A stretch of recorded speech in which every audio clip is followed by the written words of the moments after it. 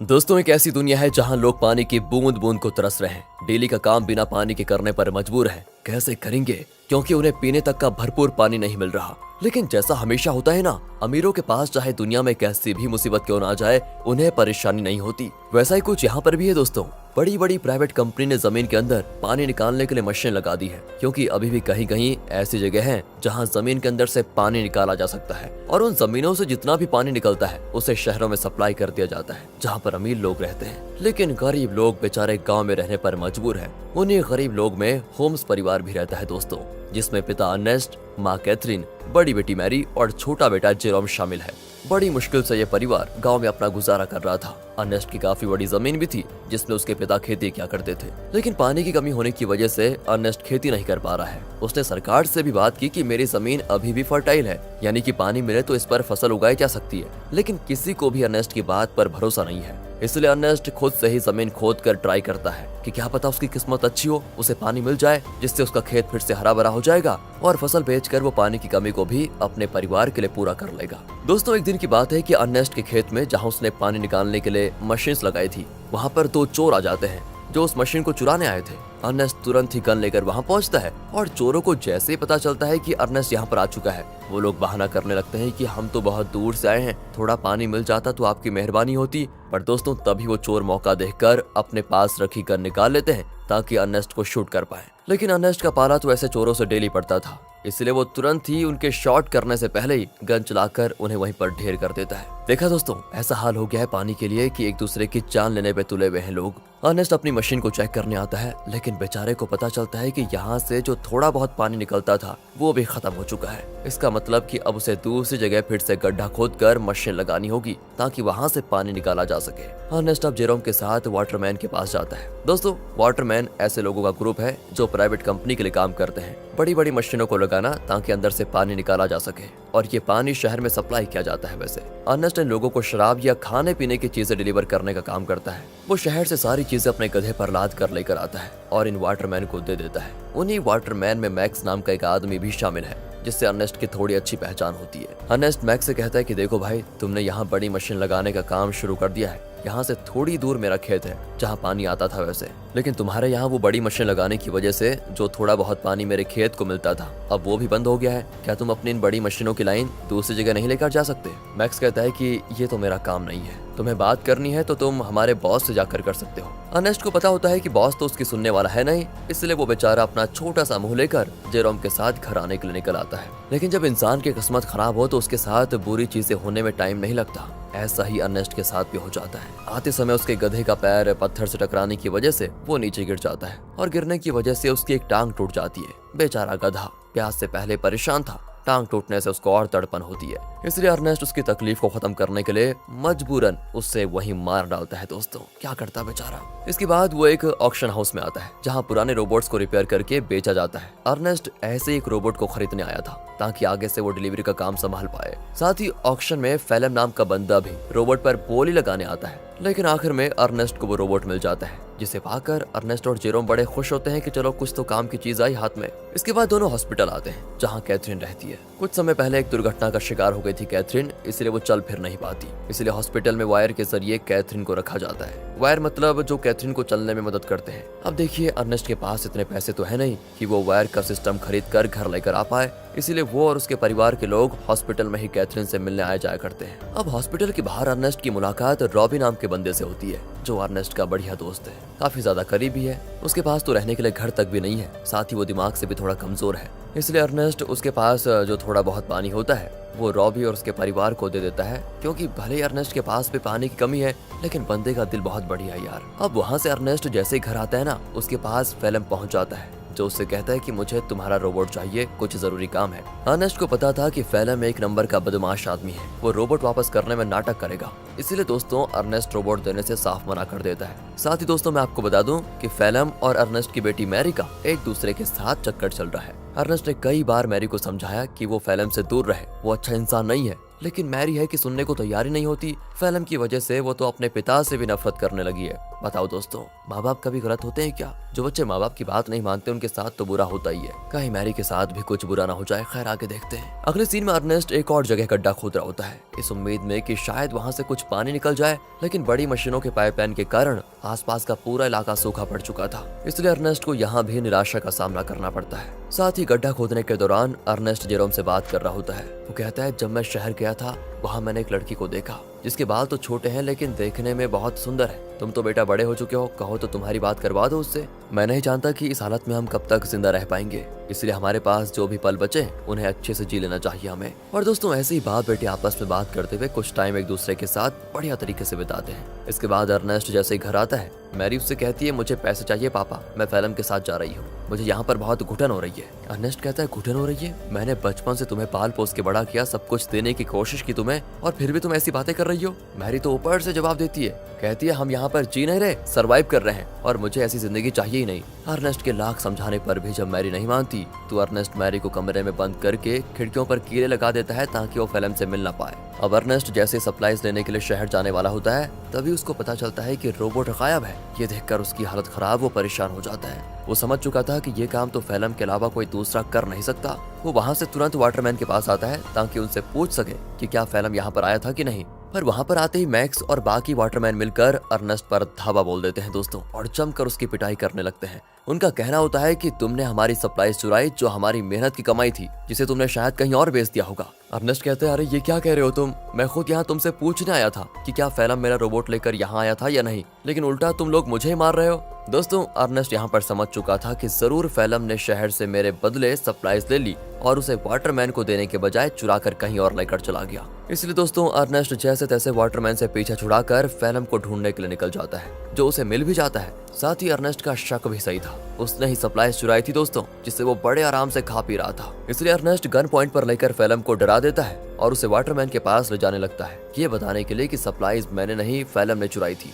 आगे बढ़ते हुए दोनों काफी ज्यादा थक चुके थे। अर्नेस्ट सबसे ज्यादा थक चुका था और साथ ही साथ उसका पानी भी खत्म हो चुका था। इसीलिए दोस्तों, फिल्म अर्नेस्ट को बहकाने की कोशिश करता है कि मैंने सप्लाईज की थोड़ी शराब पी ली थी और थोड़ी बची है, मेरी मानो तो बची हुई शराब हम दोनों आधा आधा बांट कर पी लेते हैं। ज्यादा से ज्यादा वाटरमैन क्या करेंगे, मुझे मारेंगे ही ना, लेकिन अगर हमने पिया नहीं तो हम प्यास से जरूर मर जाएंगे। इस पर अर्नेस्ट मान जाता है, लेकिन जैसे ही वो फिल्म को रस्सियों से आजाद करता है, फिल्म उस पर ही हमला कर देता है। बेचारा अर्नेस्ट पहले से ही थका हुआ था और मार खाने की वजह से उसका काफी ज्यादा खून बहने लगता है। इसके बाद तो फिल्म जबरदस्ती पाके सारी शराब अर्नेस्ट के मुंह में डाल देता है, ताकि जब वाटरमैन उसे देखे तो उन्हें यकीन हो जाए कि अर्नेस्ट ने ही सप्लाईज चुराई थी और उसी ने उनकी शराब पी ली। इतना ही नहीं दोस्तों, फिल्म अर्नेस्ट को मार मार कर रोबोट के साथ ही रस्सी से उसको बांध देता है, ताकि दुनिया को लगे कि रोबोट ने आउट ऑफ कंट्रोल होकर अर्नेस्ट पर हमला कर दिया, जिससे उसकी जान चली गई। और होता भी ऐसा ही है, बेचारा अर्नेस्ट मारा जाता है दोस्तों। और सभी लोगों को लग रहा था कि रोबोट ने अर्नेस्ट की जान ली। दोस्तों, हमेशा अच्छे लोगों के साथ बुरा ही क्यों होता है यार। अगले सीन में जेरोम अपने पिता को खोने के बाद बहुत उदास बैठा होता है। वो सारा गुस्सा रोबोट पर उतार कर उसे तोड़ने की कोशिश कर रहा होता है, क्योंकि अभी तो उसने ये मान लिया है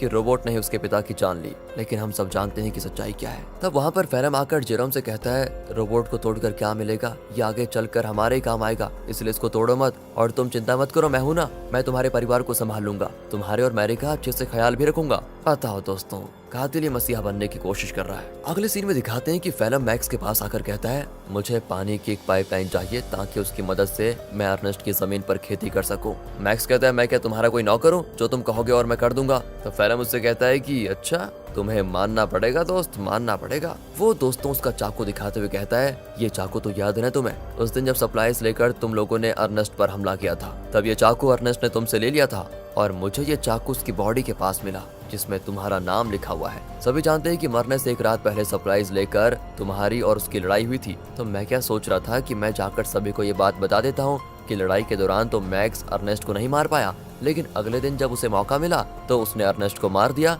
और आरोप डाल दिया रोबोट पर। यह सुनकर मैक्स घबरा जाता है और फिल्म की बात मानते हुए कंपनी से छुपाकर एक सीक्रेट पाइपलाइन अर्नेस्ट के खेत में चालू करवा देता है, जिससे दोस्तों खेत को पानी मिलना शुरू हो जाता है। सभी बड़े खुश होते हैं कि यहाँ पर फिर से खेती हो सकेगी। फैलम दोस्तों डेली हल जोतता है ताकि फसल उगा पाए। देखते देखते उसकी मेहनत रंग ला जाती है और खेती में चारों तरफ फसल उगने लग जाती है, जिसे देखकर जेरोम और बाकी सभी बड़े खुश होते हैं। साथ ही फैलम और मैरी रिलेशनशिप में भी थे, जिस वजह से मैरी प्रेग्नेंट हो चुकी थी, इसलिए उन दोनों की शादी करवा दी जाती है। शादी से फैलम बड़ा खुश था, लेकिन अंदर ही अंदर उसे ये भी याद आ रहा था कि ये सब अर्नेस्ट का था जो उससे मैंने छीन लिया। आज वो जिंदा होता तो ना ही मैरी से उसकी शादी होती और ना ही ये खेत उसे मिलता।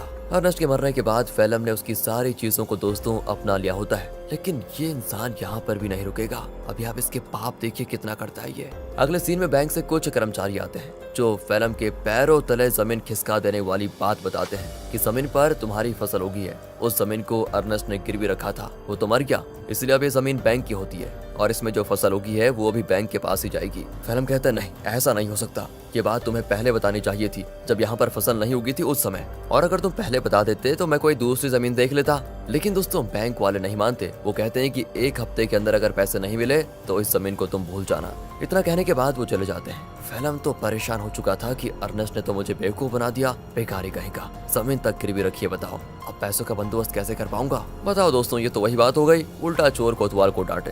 खैर अब फैलम जेरोम से कहकर रोबोट ले जाने लग जाता है। वो कहता है मैं रोबोट को बेचने जा रहा हूँ ताकि इससे मिले पैसों से बैंक वालों का उधार चुका पाऊँ। लेकिन दोस्तों फैलम शरीफ आदमी नहीं था। वो रॉबी के पास आता है, वही रॉबी दोस्तों जो काफी ज्यादा करीब है, और वो उसे बहाने से साथ में ले जाता है कि मेरे साथ चलो, मैं तुम्हारे लिए पानी वगैरह का बंदोबस्त करता हूँ। इसीलिए बेचारा रॉबी अपने बच्चे को लिए फैलम के साथ चला जाता है। लेकिन मैंने कहा था ना दोस्तों, फैलम के पापों का घड़ा भरा नहीं है। वो धोखे से बेचारे रॉबी के बच्चे को बेच देता है, जिनसे मिले पैसों को वो बैंक वालों को दे देगा। अब इसकी खबर जैसे रॉबी को लगती है, वो फैलम से झगड़ा करने की कोशिश करता है, लेकिन जहाँ पर फैलम ने बच्चे को बेचा था वहाँ झगड़ा वगैरह करने का रूल नहीं होता। बच्चा बिक गया तो डील कभी नहीं टूटेगी, इसलिए वो बदमाश लोग रॉबी को शूट करके मार देते हैं दोस्तों। साथ ही वो फैलम को भी शूट करने की कोशिश करते हैं, क्योंकि उन्हें तो लगा था कि फैलम रॉबी की परमिशन के साथ उसके बच्चे को बेच रहा है। इसलिए फैलम जैसे तैसे अपनी जान बचाकर दोस्तों वहां से भाग ही जाता है। साथ ही वो रोबोट को वहीं छोड़ देता है, क्योंकि उसे जेरोम को भी तो बताना है कि ये पैसे बच्चे को बेचकर नहीं बल्कि रोबोट को बेचकर आए हैं।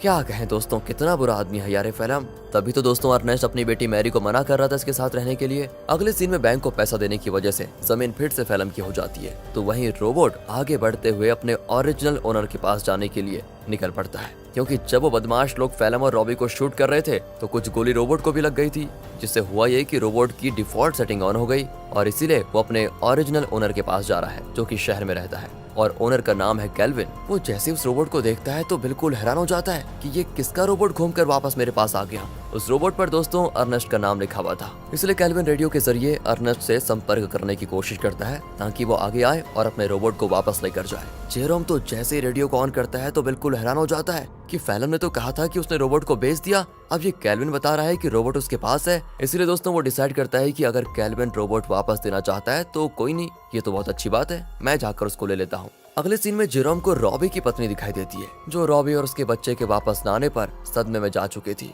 वो एक गुड़िया लेकर रॉबी और अपने बच्चे के आने का इंतजार करती है। सच में दोस्तों बेचारी के साथ बहुत बुरा हुआ ना। एंड इस चीज को देखकर जेरोम को लगता है कि जरूर कुछ तो बात है जो फैलम छुपा रहा है। जिसके बाद वो शहर के बॉर्डर पर आता है, लेकिन 18 साल से कम होने की वजह से गार्ड्स उसे शहर में जाने नहीं देते। तब वहाँ पर एक लड़की आती है जिसका नाम अना है। वो जेरोम से कहती है मेरे पास आ जाओ, मैं तुम्हें शहर भिजवा सकती हूँ, वो भी बहुत कम पैसों में। जेरोम जैसे ही अना को देखता है तो बिल्कुल हक्का बक्का हो जाता है, क्योंकि वो हूबहू वैसी होती है जैसा कि अर्नेस्ट ने उसे छोटे बालों वाली उस लड़की के बारे में बताया था। याद है ना दोस्तों, जब अर्नेस्ट जेरोम से कह रहा था कि तुम्हारी शादी कर लेते हैं, उससे बात कर लेते हैं तुम्हारी, तो दोस्तों जेरोम उससे फिर अर्नेस्ट के बारे में पूछता है, लेकिन वो तो जानती ही नहीं अर्नेस्ट को। जेरोम भी आगे कुछ नहीं कहता और इसके बाद वो जेरोम को शहर तक जाने वाली सामान की गाड़ी में छुपा कर बैठा देती है और उसकी मदद से जेरोम शहर पहुंच जाता है। अब शहर आने के बाद जेरोम कैल्विन से मिलता है, जो उसे उसका रोबोट वापस कर देता है। रोबोट को जो गोलियां लगी थी कैल्विन ने उसे भी रिपेयर कर दिया था, साथ ही उसने रोबोट की सेटिंग भी सही कर दी थी।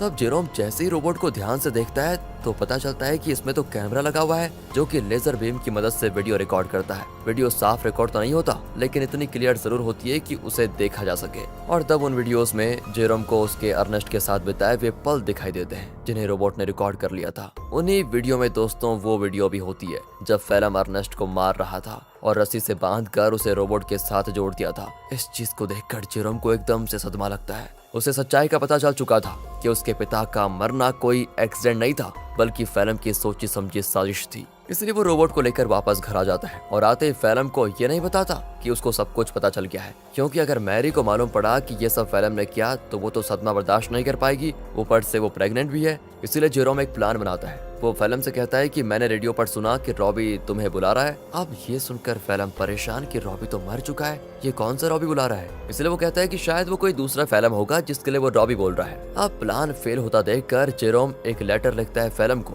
ताकि फेलम को ऐसा लगे कि ये लेटर रॉबी ने भेजा है और वो उसे उसी जगह पर बुला रहा है जहाँ पर अर्नेस्ट मरा था। लेटर देखकर फेलम समझ चुका था कि कुछ तो गड़बड़ी है, मुझे वहाँ पर जाकर देखना ही पड़ेगा। इसीलिए वो उसी जगह पर जाता है जहाँ पर उसने अर्नेस्ट को मारा था। आगे बढ़ते हुए उसे जमीन पर बना हुआ गड्ढा दिखाई नहीं देता और गलती से वो उसे गड्ढे में गिर जाता है जहाँ गिरने से उसका पैर टूट चुका था और वो मदद के लिए चिल्ला रहा होता है। तब वहाँ पर जेरोम गन लेकर आता है। उसे इतने गुस्से में देखकर फेलम समझ जाता है कि जेरोम को सब कुछ पता चल चुका है और ये सारा प्लान जेरोम का ही था। तब फेलम जेरोम को बहलाते हुए कहता है, देखो जो हुआ मैं उसके लिए शर्मिंदा हूँ, मुझे माफ कर दो, लेकिन देखो मैंने मैरी और तुम्हारे कितना अच्छे से ख्याल रखा। अगर मुझे कुछ हुआ तो मैरी ये सदमा बर्दाश्त नहीं कर पाएगी, इसलिए मुझे जाने दो। लेकिन जेरोम उसकी एक नहीं सुनता और सीधे फेलम को शूट करके मार डालता है। इसके बाद वो रोबोट की मेमोरी भी रेज कर देता है ताकि कभी मैरी ये सब कुछ देख ही ना पाए। वो नहीं चाहता कि मैरी कभी कुछ इसका सच जाने। कुछ दिन गुजर चुके थे। फेलम के घर न आने पर मैरी बहुत परेशान होती है। जेरोम कहता है कि वो अच्छा इंसान कभी था ही नहीं, तुम्हें छोड़कर वो भाग गया। और ये सुनकर मैरी एकदम उदास हो जाती है और अपने दिल से फेलम के लिए प्यार खत्म कर देती है। दोस्तों उल्टा वो उससे नफरत करने लगती है। जेरोम ने बड़ी शांति से अपना बदला ले लिया। इसके बाद जेरोम और मैरी घर चलाना शुरू करते हैं, क्योंकि खेत उन्हें मिल चुका था। उन्हीं फसल को बेचकर वो पैसे जमा करेंगे ताकि अपनी माँ को हॉस्पिटल से घर लेकर आए। और इसी मिक्स फीलिंग के साथ दोस्तों ये मूवी यहाँ पर खत्म होती है। बाकी अगर आपको वीडियो अच्छी लगी हो, एक्सप्लेनेशन अच्छा लगा हो तो लाइक कीजिए, चैनल को सब्सक्राइब करें। मिलते हैं अगली वीडियो में, ध्यान रखेगा अपना and finally thanks for watching.